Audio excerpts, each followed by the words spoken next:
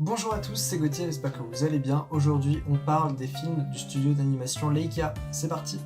Pour ceux qui ne le savent pas, les studios Leica sont principalement basés sur l'animation en stop motion. Alors à la question qu'est-ce que la stop motion? En fait, c'est quand tu prends une figurine, que tu vas lui faire un mouvement, et que tu vas prendre en photo pendant les deux, et tu vas les mettre bout à bout, et au bout d'un moment, il va y avoir du mouvement. Sauf que le truc avec la stop motion, c'est que de 1, ça coûte extrêmement cher, mais je vais y revenir, et de 2, ça prend énormément de temps, rien que pour faire bouger un bras, ça prend déjà de plus d'une dizaine d'heures, ce qui est énorme. Alors imaginez pour un long métrage d'1h30. La première œuvre du studio fut une coproduction avec Tim Burton pour un film que vous connaissez bien, Les Noces funèbres. Oui, le film est un chef-d'œuvre et le mérite parce que visuellement ça claque, c'est très beau. Cet aspect noir et blanc assez décoloré qui représente assez bien l'univers de Burton, avec le style d'animation en stop motion, ça peut forcément que bien réussir. Le seul défaut que j'ai avec ce film, c'est qu'il ne dure que 55 minutes. C'est trop peu 55 minutes. En fait, en le voyant, j'ai eu l'impression qu'un moment du film a été complètement rushé pour aller directement vers la fin, et ce que je trouve dommage. Mais qu'en même temps, je peux comprendre. Comme je l'ai dit, la stop motion, ça coûte extrêmement cher. Il faut des dizaines de figurines, avec des dizaines d'expressions différentes au niveau du visage, sans compter les décors qui eux aussi sont faits à la main. Donc c'est assez compliqué, et donc du coup, ça peut se comprendre que le film fut à ce point rushé. Et en plus, c'était une coproduction, donc Leica n'avait pas forcément son mot à dire là-dessus.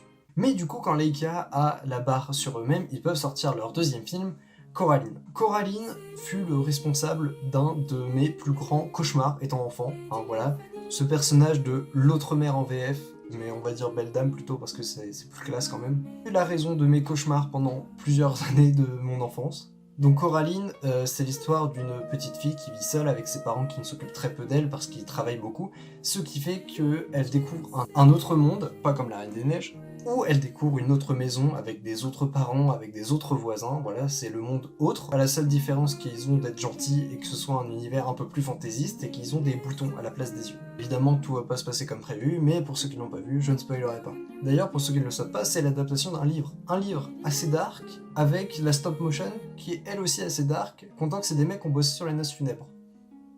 Et bah ça marche! Non, le film est vraiment vivant, il est beau, il est intéressant à regarder, et on ne se lasse pas une minute. Coraline est vraiment cool. Quand les studios Leica annoncent leur deuxième long métrage, et ben on attend de voir ce que ça donne. Arrive L'étrange pouvoir de Norman.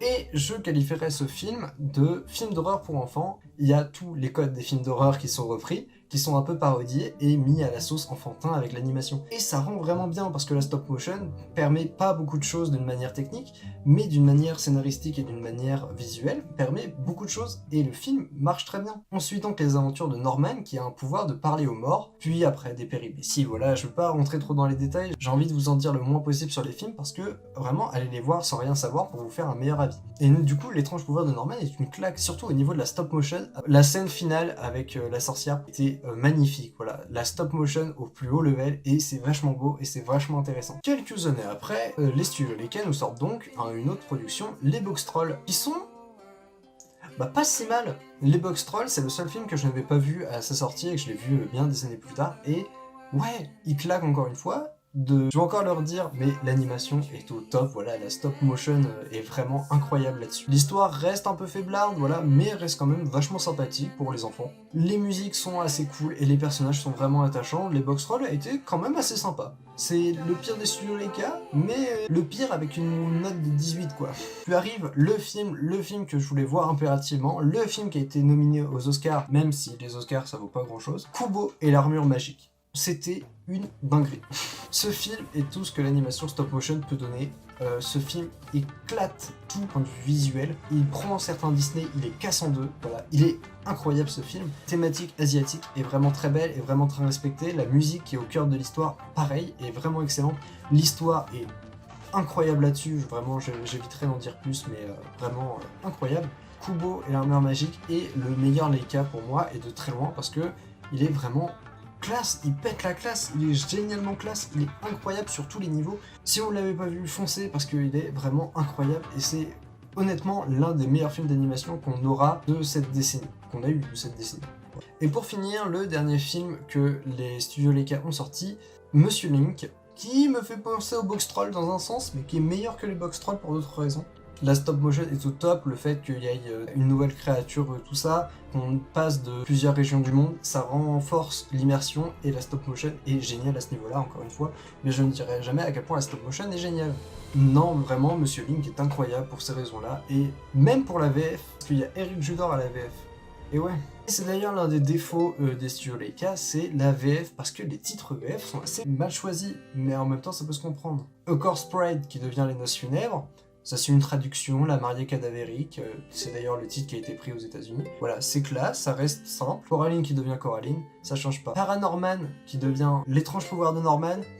En même temps, c'est dans cette période-là qu'est sorti Pas très normal Activity, donc et je peux pas leur en vouloir. Les Box Trolls qui est resté les Box Trolls, donc là-dessus rien à dire. Kubo and the Two String qui est devenu Kubo et l'armure magique. Honnêtement, passe mieux en VF, parce que c'est vrai, ils cherchent l'armure magique, alors que les Two String, donc les 2 cordes, ils ont assez peu d'importance à part dans le final. Et enfin, Missing Link qui est devenu Monsieur Link. Ouais, là il y a un truc qui est du passé, hein. Missing Link, donc lien manquant qui est devenu Monsieur Link. Moi, je sais pas, mais il donne une explication dans le film, donc ouais. Sinon, les studios Leica restent de très très bons animateurs, voilà, font quand même des très grands films qui sont des très grands chefs-d'œuvre qui ont malheureusement assez peu de reconnaissance. À part Kubo qui a été nominé aux histoires, les autres films sont passés quasiment incognito. Surtout en France, on préfère mettre les films Disney ou d'autres films d'animation style norvégien que les films du studio Leica, et c'est dommage, parce que c'est les meilleurs. C'est d'ailleurs pour ça que les studios Leica risquent finalement de fermer, un peu comme les studios Hartman qui eux aussi faisaient de la stop motion. Parce que sur le long terme, la stop motion c'est pas rentable, ça coûte extrêmement cher, ça met beaucoup de temps, et donc risquer un crash avec un film nul, ce serait vraiment détruire le studio. Donc la meilleure des choses que je peux vous faire, c'est simple, c'est de soutenir le cinéma que vous aimez. Par exemple en achetant des DVD, en achetant des Blu-ray, en achetant des goodies du film aussi, ça c'est important. Il y a toujours moyen de soutenir le cinéma, même juste en regardant les films et en disant du bien autour de vous. Donc voilà, n'hésitez pas à les regarder et n'hésitez pas à me dire votre avis et à donner votre avis aux autres dans les commentaires. Voilà, j'espère que la vidéo vous aura plu, n'hésitez pas à me dire ce que vous en avez pensé dans les commentaires, à mettre un petit pouce en l'air et à me suivre sur les réseaux sociaux, Twitter, Instagram et TikTok. N'hésitez pas non plus à vous abonner et à activer la cloche, ça fait toujours son effet, voilà. Sur ce, c'était Gauthier, à la prochaine, salut!